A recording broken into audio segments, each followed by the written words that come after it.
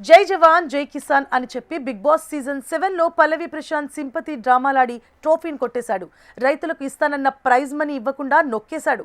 అయితే big boss season 9 ముగింపుకు మరో 2 వారాలు మాత్రమే మిగిలి ఉండగా కళ్యాణ్ పిఆర్ టీంలు, కళ్యాణ్ సపోర్టర్స్ తమ ప్రమోషన్స్ ని వేగవంతం చేస్తూ ఓట్ల కోసం విరివిగా ప్రచారం చేస్తున్నారు. అయితే జవాన్ కి జవానే శత్రువు అన్నట్లు ఎస్జే సుందర్ అనే ఆర్మీ జవాన్ కళ్యాణ్ పడాలని ఉద్దేశించి పెట్టిన వీడియోలు ప్రస్తుతం సోషల్ మీడియాలో వైరల్ అవుతున్నాయి.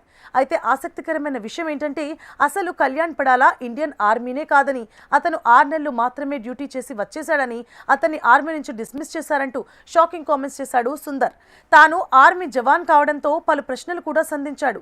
ఆ వీడియోలో సుందర్ కళ్యాణ్ గురించి ఏమన్నారంటే 89 రోజుల సెలవు తర్వాత ఏ సోల్జర్ కూడా డిపార్ట్మెంట్లో ఉండడు, డిస్మిస్ ఫ్రమ్ సర్వీస్లో వేస్తారు. ఇప్పుడు soldier Pawan Kalyan Bigg Boss హౌస్కి వెళ్ళి 90 రోజులు పూర్తయింది కాబట్టి ఈ రోజు నుంచి కళ్యాణ్ ఆర్మీ నుంచి బయటకు వచ్చేసినట్లే, డిస్మిస్ ఫ్రమ్ సర్వీస్ అయ్యాడు. ఈ రోజుతో సోల్జర్ అనే తన ఐడెంటిటీని కోల్పోయాడు. అతను ఒక సామాన్యుడు మాత్రమే. బిగ్ బాస్ షోతో పాపులర్ అయ్యాడు కాబట్టి ఒక సెలబ్రిటీ మాత్రమే. ఇప్పుడు అతను సోల్జర్ పవన్ కళ్యాణ్ కాదు, బిగ్ బాస్ పవన్ కళ్యాణ్ మాత్రమే. మరో ముఖ్యమైన విషయం ఏంటంటే అతను అసలు ఇండియన్ ఆర్మీనే కాదు, అతను సిఆర్పి సెంట్రల్ రిజర్వ్ పోలీస్. సోల్జర్కి లీవ్ దొరకడం అనేది చాలా కష్టం. నా పెళ్లి అని చెప్పినా కూడా పెళ్ళేం అవసరం లేదు, తర్వాత చేసుకోవచ్చు అంటూ అనేట్టుగా ఉంటారు. అక్కడ లాంగ్ లీవ్ పెడితే డిస్మిస్ చేస్తారు. పవన్ కళ్యాణ్ ఇన్ని రోజులు ఇక్కడే ఉన్నాడంటే ముందే రిజైన్ అయినా చేసుండాలి, లేదంటే 90 రోజులు అయిపోయింది కాబట్టి డిస్మిస్ అయినా చేసుండాలి అని చెప్పుకొచ్చాడు సుందర్.